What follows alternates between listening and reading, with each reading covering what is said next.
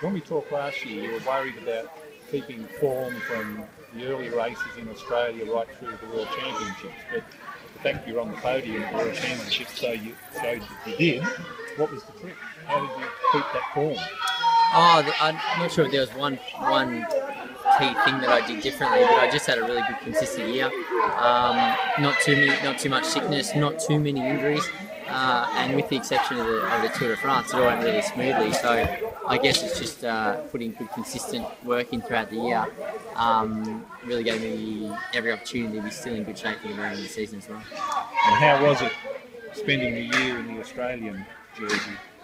Oh, it's great. Obviously to win the Australian Championship from the very beginning of the season, it gives me the opportunity to wear the Australian Champions colours throughout the year, and it's a jersey I'm really proud to wear, and it's an honour to sort of be Australian champion and wear this outfit in all the big races that I do. Normally when you come home you're fairly low profile. This year you've been here, there and everywhere, plus an Orica Green Edge training.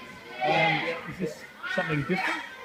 I know I'm here, there and everywhere every year, but I guess people are taking a little bit more notice of what I'm doing now than what I've been doing for the past couple of years. But it has been a very busy sort of Australian summer for myself, with sort of lots of different sort of commitments. But I've still been training hard on the bike and putting in all the hard yards to hopefully have a good summer again. We've lost 2 cyclists here in the last few months. Obviously, days like today with Bike Ed are even more important. Yeah, definitely. I think we're really fortunate here in Mansfield that the local drivers are very considerate of the bike riders out in the roads here. There still needs to be a heck of a lot more awareness, I think, for the people that come and visit the area. When it gets busy over the Christmas, New Year period, that's when it tends to get a little bit hairy out in the road. So we're giving the kids here today a few key safety messages about how to be safe and seen on the road, and hopefully they remember that from when they're cycling, and they kind of remind their mums and dads when they're driving around to be conscious of the bike riders out there as well. Now you start 2015 here in Australia with 3 events. Two key events for me here in Australia: the National Championships in the beginning of January, and then the Tour Down Under following that. And then after Tour Down Under, I'll be heading back over to Europe again. And is the tour the main focus or something else? Here in Australia? No, overseas. Overseas. The tour is one of my focuses when I get overseas. The Spring Classics are the first major focus of my European season, and that's the same period that Leo's Best on the Age is. And then after that, it's about building up for the Tour de France. Mm-hmm. Is there any pavé in this year's one? Next year's one? Yeah, there is. There's some pavé days. I think stage 3 we have some cobblestone sections again, so that'll keep the first week of the Tour de France very interesting. Now you've fallen before this year's pavé. It must have been very painful going over.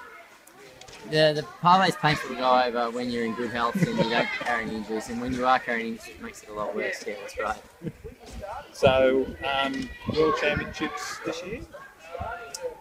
Again, we'll see how the season unfolds. The World Championships is sort of one of the last races of the season, so it's a heck of a long way, heck of a lot of kilometres to ride between now and then, but it's definitely in the back of my mind at this stage. Okay. Thank you very much. Cheers, Peter. No worries. Yeah, good to catch up with you again. Likewise. No worries. Thank you. Do you have any additional questions? No, you can ask some questions. So, Simon, you said earlier that your favourite race was Tour de France, but would you say you're more of a classics rider with Milan San Remo and Leo's Best on there? Oh yeah, without a doubt. It's the classic races that I target each year and I've had some of my best results at. So that's what I've put a big emphasis on performing well in. But the Tour de France is sort of the biggest races in the calendar. It's the race that everybody knows. So and there's so much hype that goes around the Tour de France, it kind of sets it apart. And so you're with Orica Green Edge. How long's your current contract with them? I've extended my contract for another few years, so until the end of 2017 at this stage. And where do you see your future in cycling beyond the pro ranks? A DS or? I'm not quite Haven't sure. Thought about it? Yeah, I'm always thinking about it, but I'm not quite sure just yet. So hopefully I've got this contract ahead of me now, and hope to do another couple of years off the back of that. So yeah, plenty of time to think about that. And how do you see your chances in this year's national championships, with Cadell Evans being his last race, apart from the Tour Down Under?